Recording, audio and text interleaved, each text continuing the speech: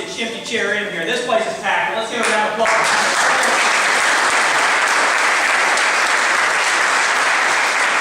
Fred, thank you for all you do. Thank you for the wonderful food. It was a great event. I'm just glad that we didn't have fried chicken tonight because I've had a lot of fried chicken. So thank you again, Fred, for your fried chicken. I'm here with my wonderful wife, Lisa, who I think many of you met last year when we were here. My youngest son, Brock, is here also. He's 8 years old. I have a 15-year-old who is home tonight, sick. He has a fever, so he couldn't come. My middle son, my 13-year-old, is on his first date tonight. So anyway, so I have been gone all day, so my wife informs me that he came home and wanted to go someplace with his little friend and her mother. So I hope her mother is there. So I want to thank my good friend Jerry Hayden for showing up. He drove a long way tonight with his family to come here tonight. So thank you, Jerry. We appreciate your support. My wife told me to grow a mustache to run for Congress. I said it'd take 3 months to do that. I can't start that. As I told you last year, I come from a small business background. I'm a home builder by trade. My father was a home builder, and my grandpa and great-grandfather were home builders. We loved building houses, and we built a lot of houses. Most of you are familiar with Bookout Builders over in Delaware County. And we had 15 great years. As soon as I was out of college in 1995, I went right in beside my dad, and we worked really hard and built a lot of houses. We averaged 20, 25 homes a year. Now we'll do one this year. 2007, everything changed. And it didn't just change for me, it changed for all of you.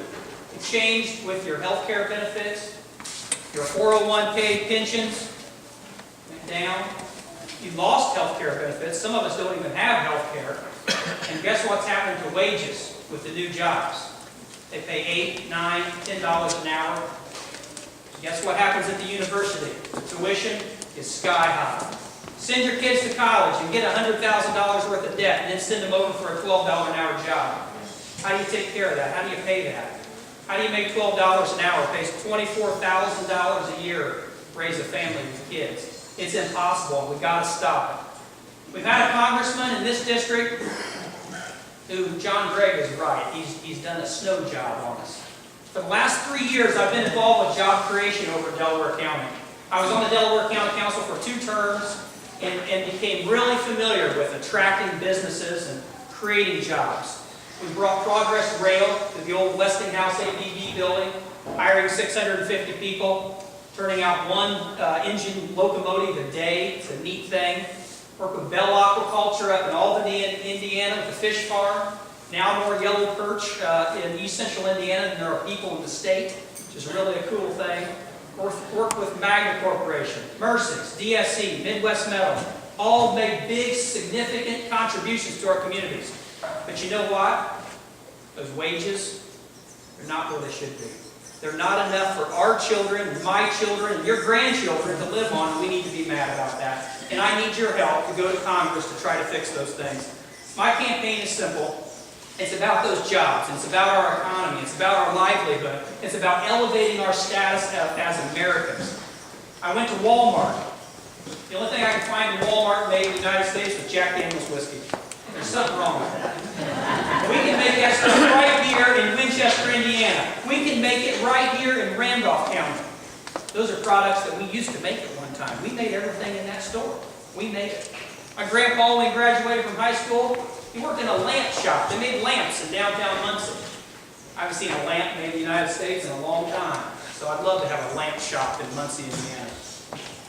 Long story short, I went to the Republican debate at Ball State University a week ago, and I listened to the what I call talking frogs, and I'll tell you a little story, tell you a little joke about talking frogs. There was an old man who was sitting on the riverbank. He was fishing one day. He looked down, and there was a big bullfrog sitting in the water. The bullfrog looked up and said, "Hey, buddy, if you pick me up and give me a kiss on the lips, I'll turn into a beautiful princess." So the old man reached down and he picked up the frog, and he looked at it, and he just put that frog in his pocket. He kept on fishing, and a little time went by, and the frog stuck his head out of the pocket and said, "Hey, buddy, aren't you going to kiss me on the lips?" He said, "Nah, at my age, I just soon have a talking frog."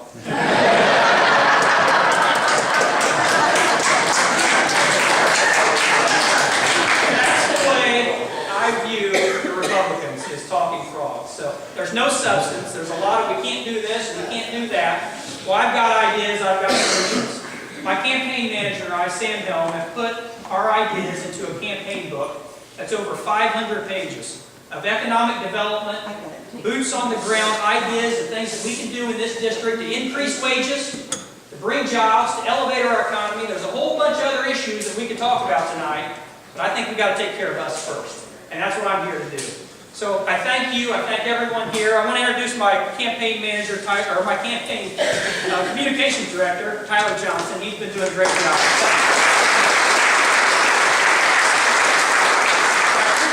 I appreciate your vote. I appreciate your support. You've seen my signs in town, I'm hoping. We need more signs, but guess what? We need money too to do that. So we're covering 18 and a half counties. We've got 552 signs out. So you've got a little sampling of them here in this county. My dad's got these thank you signs. It's just a starburst that says thank you. When you drive through town and see my signs, it's got thank you on there because that's for you guys. So remember that. So God bless you. Thank you.